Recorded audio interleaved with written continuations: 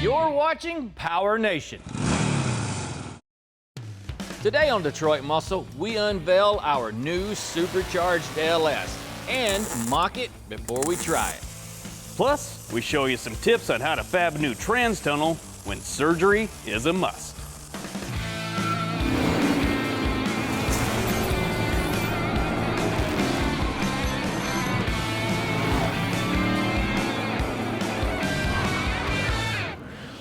Hey guys, we're back pulling wrenches on our 71 Caprice project that we've nicknamed Fat Stack. Now we've got some big plans for this thing, and they're drastically going to alter what some could consider the capabilities, or others may call them limitations, that this thing had whenever it rolled off the assembly line.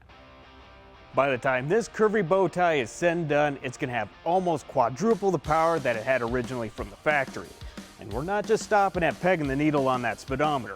We also want to transform this old Caprice into a power shifting thrill ride. Now we're going to be using some late model power to achieve our goals. And to say an LS swap is a popular subject, well, that goes without saying. And there's several operating systems a person can go into, from fuel, engine management, cooling, all that stuff, but we're not going to get into that. We're getting back to basics and showing you guys the nuts and bolts of what it physically takes to put a modern power plant into your project. The small block 400 that came in our old Caprice is one of the most renowned power plants of its time. Although it wasn't originally intended to be referred to as a high-performance engine, it still generated respectable torque numbers all the way to its discontinuation in 1980. And as cool and iconic as this SBC may be, we've got something better planned for old Fat Stack. The cure for low horsepower is pure forced induction. We wanted our old big body to scream the tires right off the rear axle. And this Supercharged LS is going to do just that. Not only is this beautiful piece of automotive artwork generating an exorbitant amount of pulse-pounding ponies, that bronze powder-coated finish guarantees a complete package of performance and good looks. And of course, with great power comes the need for great stability. Our buddies Pat and Frankie of Engine Power birthed this motorized masterpiece from a bare block, dropped in an internally balanced crank with gun-drilled mains, hydraulic roller camshaft, and forged alloy pistons. Then topped it off with a Gen 5 Whipple supercharger, billet throttle body, Holley Terminator X engine management system, and a Center Shaft Series accessory drive kit. And let's not forget those killer custom machined valve covers. The proof is in the pudding, so we had to see the numbers. A rap sheet of 840 horses and 760 foot-pounds of torque opens that possibility for a few participation awards from those boys in blue. But we still got quite a bit of work to do before we're ready to set that crown jewel on top of our chassis. Now, to kind of keep that out of harm's way, we're going to go ahead and use this P-Ayr Replica long block that we found at Summit Racing. And if you guys are doing multiple engine swaps at home, these things are pretty handy to have around. Since our old Chevy already has a small block, bolting in an LS is really not going to be that big of a deal. And even though the Caprice is a B-body, if you're working on a Chevelle, Camaro, or even an old C10 pickup, the components are going to be relatively the same, including the motor mounts, which now more than ever, we've got a lot of options. This particular set is from Hooker Blackheart, and it's designed to be used with the clamshell style mount. So if you've got a 73 through 76 GM big body, this is the setup you're going to need. But if you got a 71 or a 72 like old Fat Stack, well, you're going to want to go a different route. This setup uses the more common GM style mount with the two tabs that are 2 3/8 inches apart. It also gives you a couple inches of adjustment with a universal mounting plate that has extra bolt holes. We're looking to drop our new engine as close as possible to the original location of our small block. A common point of reference will be the center line of the crankshaft. Now, since we already separated the body from the chassis, pulling this old small block should relatively be a breeze. We brought in our buddy Mike, who's going to help us unzip a few bolts. What do you think, buddy? You ready to get started? Let's do it. All right.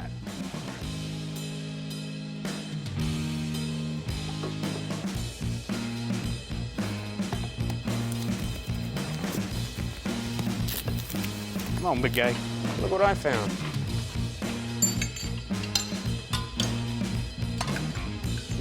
tight or a zippy tight? Initially hand and then zip. Crank her out of here.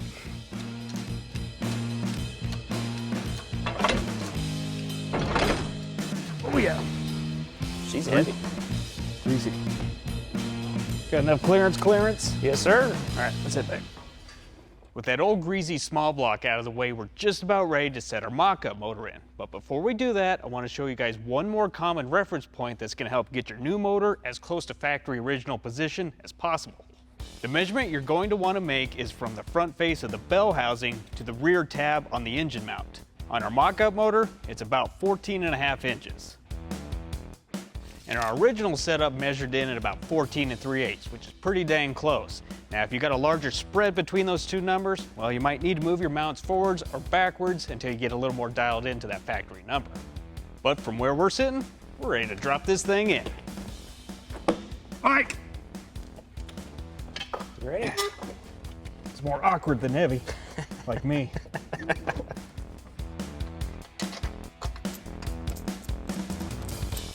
Cool.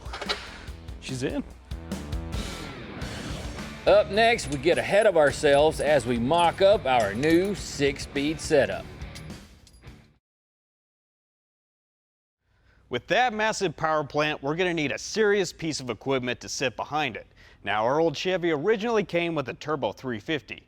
Yeah, guys have been known to build those to hold up to significant horsepower. But at the end of the day, they've only got a 1-to-1 ratio in high gear, meaning no overdrive. And having that extra gear really does make a difference. More gears usually means a lower ratio in first and a higher final drive, which we all know translates to smoother cruising down the highway. Something like a 4L70 would be a safe choice, but we really wanted to do something different on our old big body. So if you're thinking of a manual, I like where your head's at. Many of us know that exhilarating feeling of dumping the clutch and keeping the pedal to the metal all the way down the block. Our buddies at American Powertrain heard our big body's power plant was in need of some serious backup. They answered the call with a Tremec Magnum T56 6-speed. And to help ease installation, they also provided us with a Pro Fit kit that comes complete with bell housing, Hydromax hydraulic clutch system, flywheel and clutch plate assembly, as well as everything for the shifter linkage. Team lift. Nice and easy.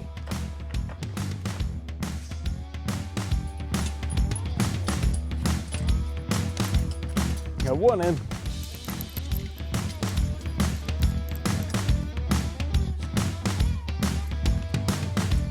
Bolts are a little long.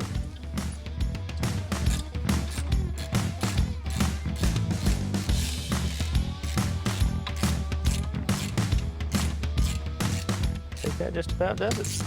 Cool.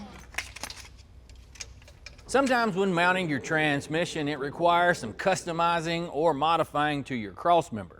That's because more often than not, these aftermarket or late model units are significantly longer than what the car came with from the factory. Now, to install our crossmember isn't going to be all that big of a deal at all. With our new transmission being a little bigger, we had to move our old crossmember back just a bit. Luckily, this modification only required drilling a couple of holes. We lucked out with this big body Caprice because of this open C channel in the frame. This much room, shoot, we could just about put a transfer case under here. From the factory, our old Caprice had these little rubber pads that were mounted on the top and bottom of the crossmember. Now, we're not going to use them, but they were designed to dampen the vibrations coming from the engine and transmission. And I'm pretty sure that these things, well, they're not going to stand up to the capabilities of the power that thing's going to put out. So these are just going to hit the trash heap. I did have to take these little plates, cut the little thumps off of it, if you will. Now we'll just slap them in, throw in some bolts, we're ready to go.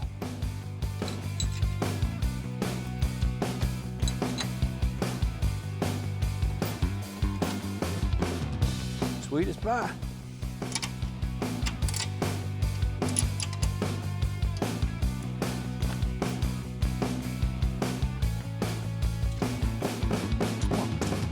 If you're looking to make one of these fancy upgrades like this 6-speed that we got from American Powertrain, there's one modification that's almost guaranteed that's going to happen, and that would be modifying or altering your transmission hump or tunnel. That's because this unit is a completely different size and shape. Also, the shifter housing sets up rather tall. When you put them side by side, it's plain as day. The new setup is longer and taller, but that's what it takes to get a few more of those gears in there and have the strength to handle all that power. Another hurdle you guys may run into when doing this style of conversion is going to be your header selection. Now, we were kind of searching around the internet and couldn't really find a direct application for a 71 to 76 GM body LS swap. But what we did find is a couple of different styles. One is for a Chevrolet C10 pickup, and the other is for a GM A-body, kind of similar to a Chevelle. And a lot of times with this stuff, it's best to just do a little bit of trial and error, so we're going to bolt on both set of headers and see which one's going to work best for our application.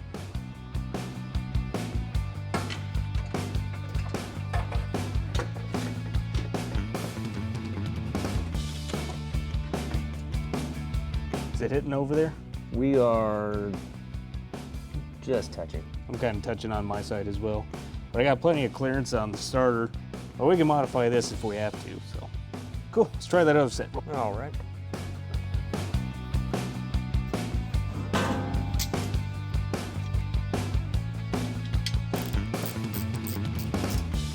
How's it look on your side?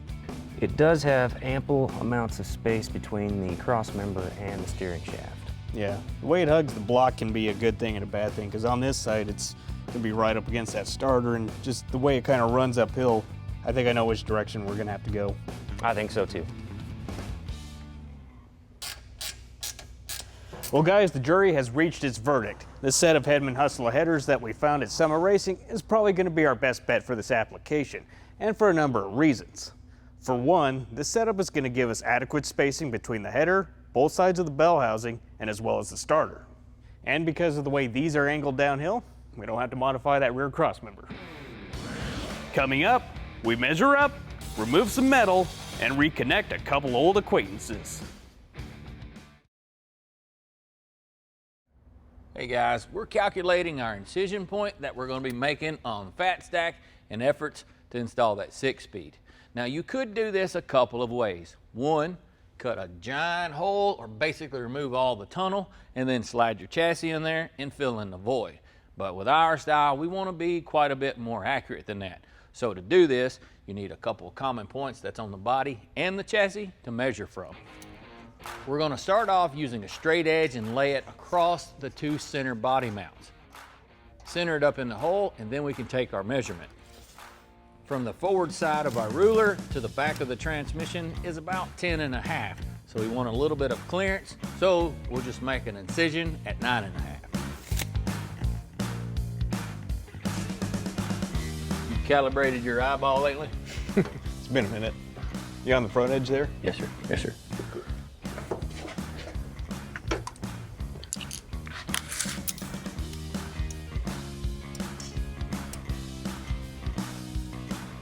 We just got to be close, so that applies to floor pans, hand grenades, and horseshoes.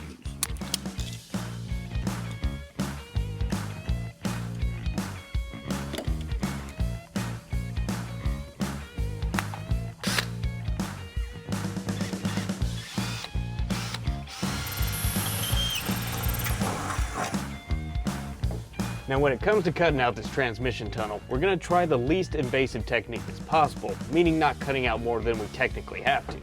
Basically, we'll use our drilled hole as the center point of our outline, and the cut will run just on the inside edge of the hump towards the firewall. From there, we'll have a few spot welds to drill out. Going this route has several advantages. For one, it significantly cuts down the amount of fabrication time and doesn't require a brake or feed roller to build your panels. Secondly, it gives us a better chance of being able to use a stock replacement carpet when we go to put the interior back in. I've seen guys get a little cut and fab happy on this conversion before, and they usually end up having to buy a custom tailor-made carpet, which we all know only adds more headache and leaves less change in your pocket. But we'll want to keep a couple of those spot welds intact. That way it kind of folds up on itself as the transmission passes through it. And from there we just got to build a couple smaller panels on that bottom edge, which is a lot easier than having to build a whole new trans tunnel. Now, one thing you want to consider when doing this kind of swap is where the shifter is going to be in correlation to the seat. Now, with our 6-speed, we do have options, and we can move it forward if we have to. You may not run into any problems if you're a taller guy, but for those shorter fellas, they might have to adjust the seat. So it is possible you may have to notch it. But we'll find out when it all goes together. One of the first obstacles you have to overcome when drilling out these old spot welds is simply locating them. I like to use an angle grinder with a 36 grit roll-lock disc to chew away that 50-year-old undercoating. If you keep the disc flat while grinding, those spot welds should reveal themselves as little dark circles. Then I'll mark them with a center punch to guide my spot weld cutter. You can use a drill bit here, but just make sure you don't cut through both layers of sheet metal.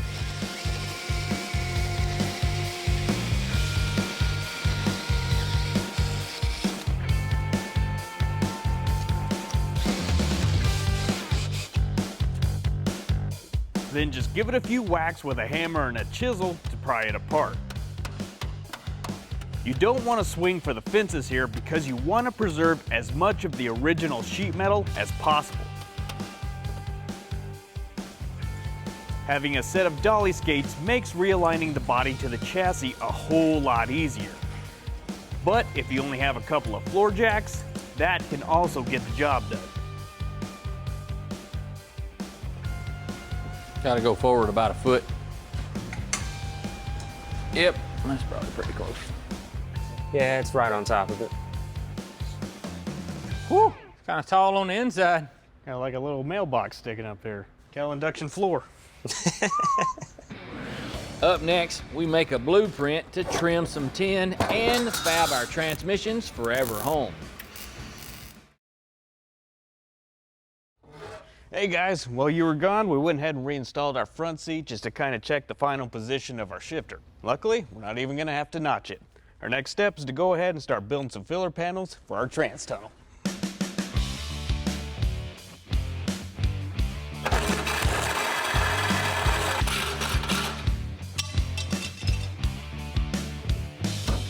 Perfect.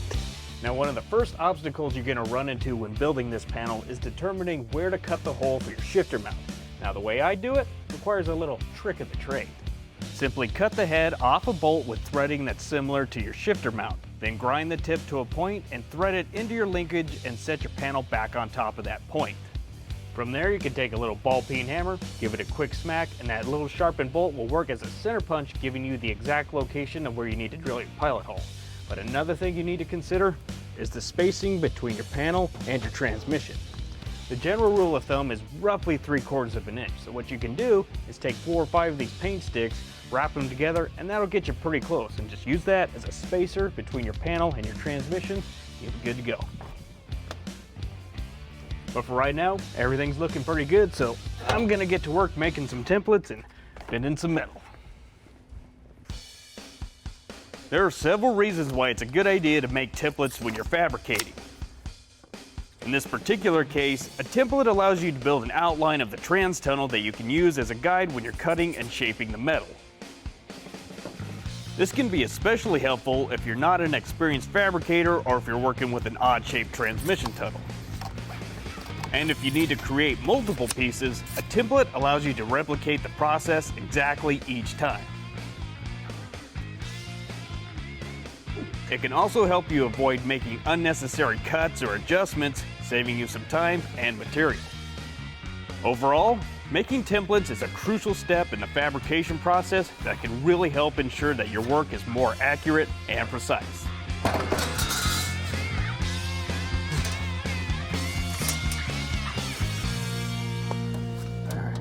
Now technically, when you get to this point, you could drill a bunch of holes and plug weld it all the way across.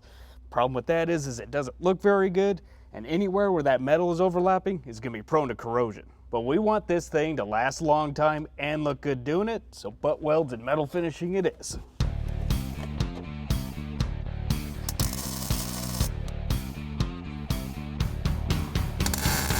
Now basically what I've done here is laid my piece over the top of the hole and then zipped in a few spot welds. And what that does is it helps kind of match the shape of the trans tunnel. And once I've got my shape kind of dialed in, I can make some cuts on the top and bottom part of these seams, and that'll shift it from a lap to a butt, and then we can do our final welding from there.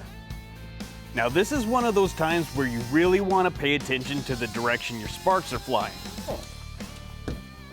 I've wrapped both the dash and the transmission in some deflection paper to avoid critically damaging the housing underneath.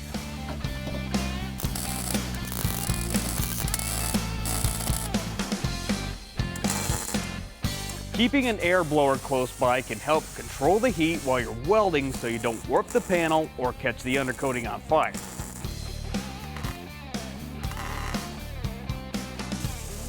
Once you've got everything all welded up, it's time to polish off all the ugly to give our trans tunnel a nice, clean look.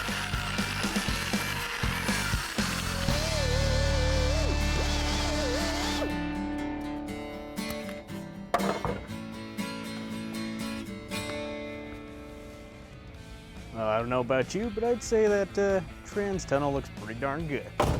Well, you know, there's always room for improvement, but that'll get the job done. No, you ought to be careful what you say about me. Everything I do is a reflection of you. Not to toot my own horn, but I'm gonna call this transmission accomplished. You mounted a horn in the trans tunnel?